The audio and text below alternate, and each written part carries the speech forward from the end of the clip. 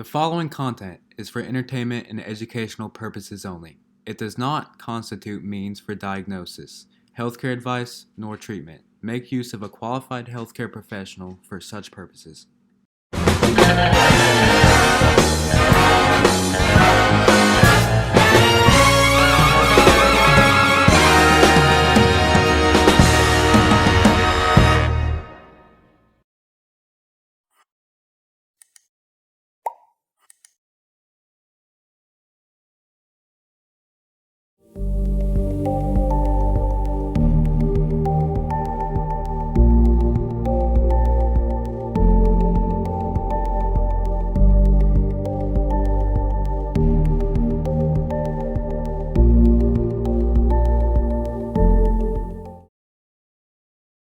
Something really interesting about the presentation of symptoms, sometimes when you become a practitioner yourself, it's not what symptoms they are displaying, but rather not deciding, okay, this symptom looks like this disorder, because the same symptom can look like a wide variety of disorders. So sometimes it's not so much of identifying the disorder, sometimes it's about ruling out disorders.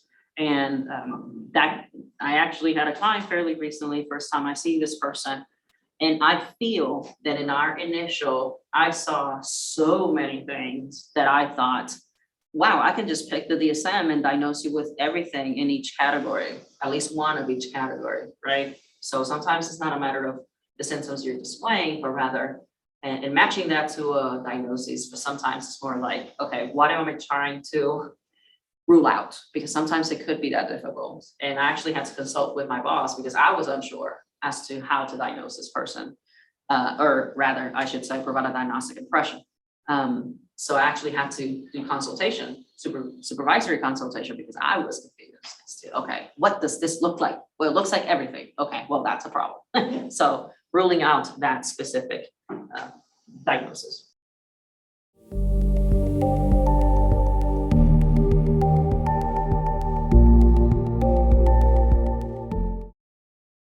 To be focusing on content analysis, which is part 2 of your qualitative research project. So with this lab, you're going to be developing a coding scheme and specifically a code book within Word document, Excel, whichever one. And this is what will be submitted to this lab. But you will base all of your material. Those materials will be used for your research paper on content analysis.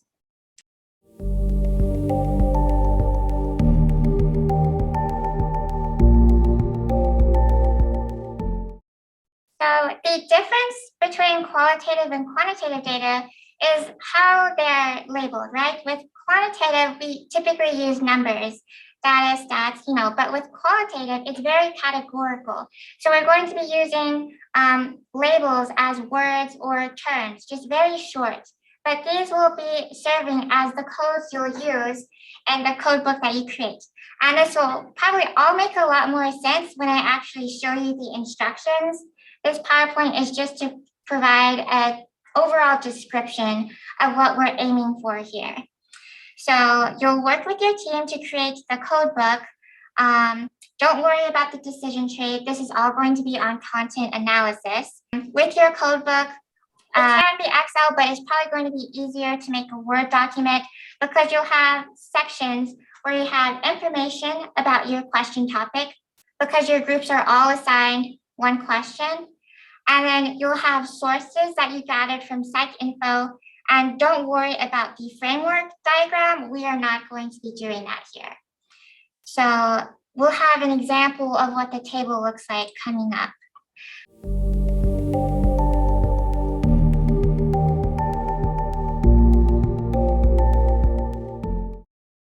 And this just shows you, this diagram just shows you the process of content analysis and qualitative research in general. It's what we've been doing since the start of the semester. We had those transcriptions with the reflection paper, and now we're pulling those responses to analyze them in content analysis. What kind of themes are present in the responses for each question? Something that I want to add about that is you may think, well, why is this relevant, right? Why am I interested in identifying themes?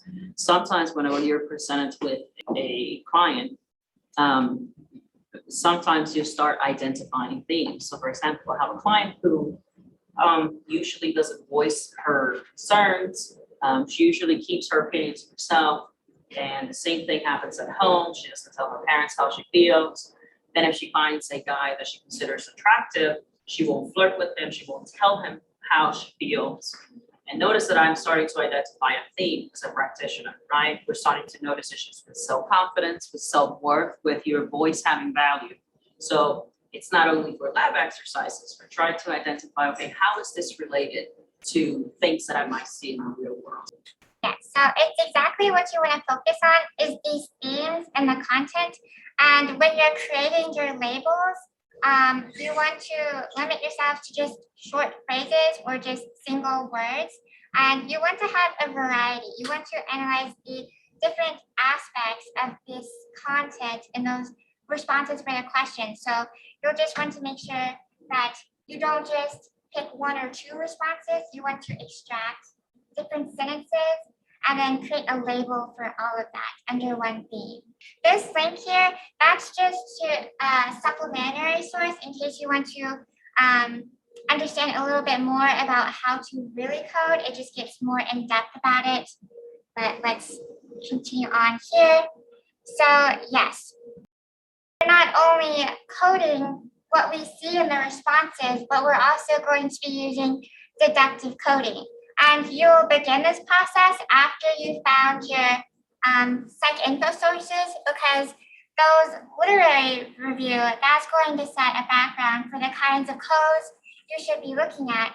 And with that information, you can go back to those responses and be like, okay, well, this isn't explicit, but it's still present. And it's that deductive coding that you want to also include here.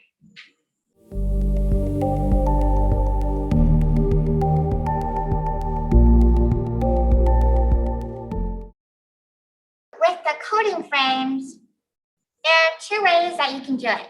So flat coding frame, that's just assigning the same level of specificity and importance to each code. So they're all going to be on the same level compared to hierarchical coding frames. And that's specifically how the codes, how the constructs relate to each other. So in flat coding frame, it's not about relations. It's more just about being on that, they're all on that same level. So this is what we're going to be doing. This right here is your coding table. And that is what you're going to be working on. Each person will be having their own table, but they can all collaborate as a group. If you want to just post one table to the discussion board, that's fine, but just make sure that you're all contributing to it, because the way that this is structured is that we have 4 coders, which are you guys in the teams, for those specific responses under each question. So this here, that's a diagram flowchart, but we're not going to be using that in this lab. We're just going to be focusing on the coding table. What we want for the content units is pulling out kind of the actual responses from that question you're assigned to. So you'll see a theme and you'll just use just the kind of same language that they do and put it in that first column. But the categories are more overarching, they're more general, and that's where you want to relate to kind of that scientific professional language. And then concepts here, this goes back to your literature review, your sources that you're going to gather. They will help you understand, okay, these things here, they're going to fall under this scientific concept. So it's just an overarching theme to that.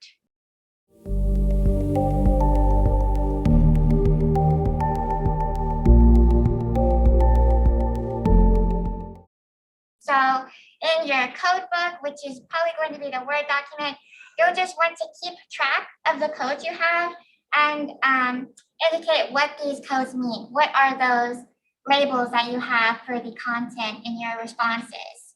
So you'll want to make sure, since there's multiple of you working together, you want to keep track of who's doing what. So not one person is taking over most of it or any sort of thing. We want to make sure it's balanced. What would be a reason why we would want multiple people to code, right? We talked about inter-rater reliability, right? And the congruence between what the person that you were observing or interviewing or trying to collect data from. If Miss Emily and I are looking at an interview with a person, we have a general impression that could have generalized anxiety disorder. When she codes, she comes up with different themes than I did. Maybe it's time to go back to that recording. It's time to go back and see where our discrepancy is, because as inter-raters, we're not in an agreement of what is it that the client said or what kinds of themes we identified. So not only can that have a real world implication of you misdiagnosing someone and therefore engage in malpractice, but it allows you guys to have that experience, like, hey, that peer consultation, right? If you code, I code, does it look the same? Perfect. Does it not look similar? So that would be a real world application, both as a researcher and as a practitioner later on. When you're working on your codes, you want to cover pretty much all of the responses. There's only 8 responses, and they're short paragraphs, so it shouldn't take too much to go through all of them, but you just want to highlight those identifying common themes. But in saying that, you want to make sure that you avoid any concepts that are too similar to each other, such as with customer service and customer support.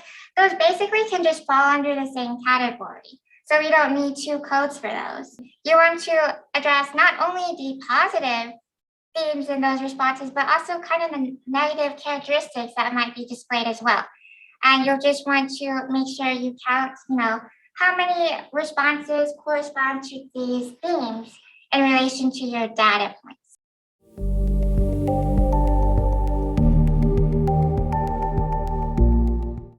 So the group responses are going to be based on themes. As part of your research project, you're going to have a theme that you submit. So once you have analyzed all of these responses, you'll just come up with an overarching theme that you will post to the discussion board.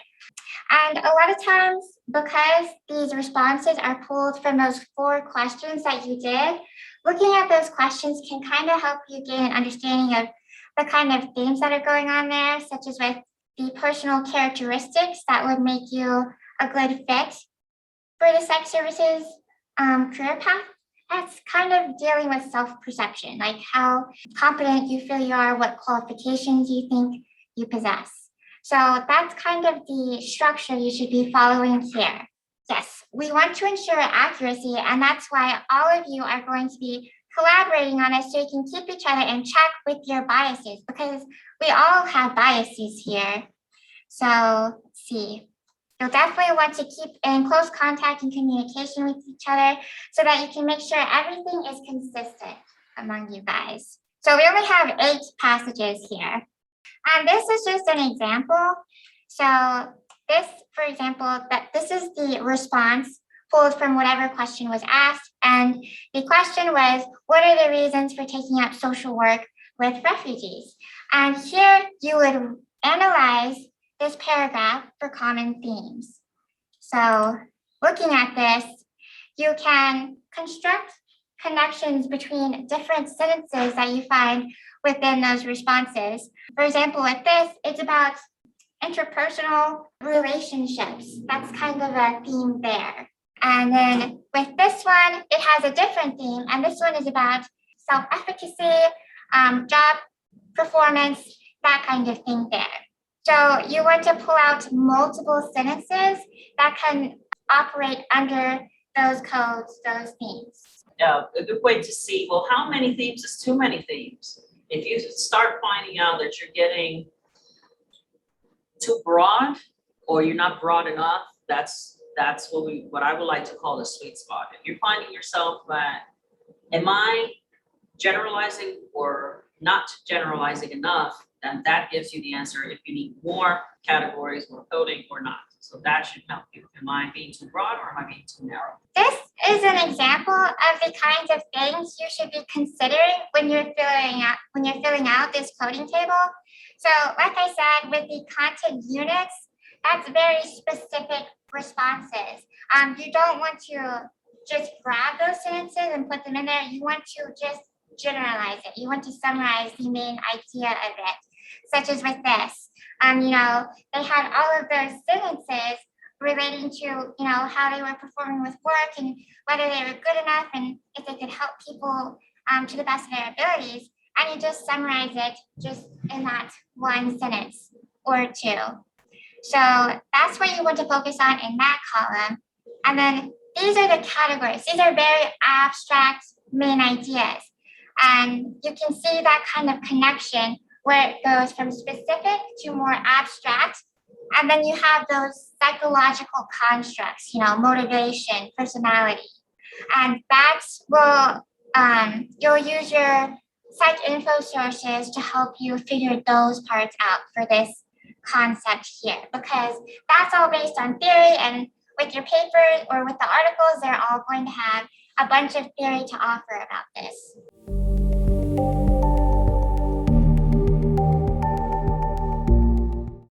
Good grasp or understanding of the kinds of main ideas for your responses, you can then use that to tailor your psych info search.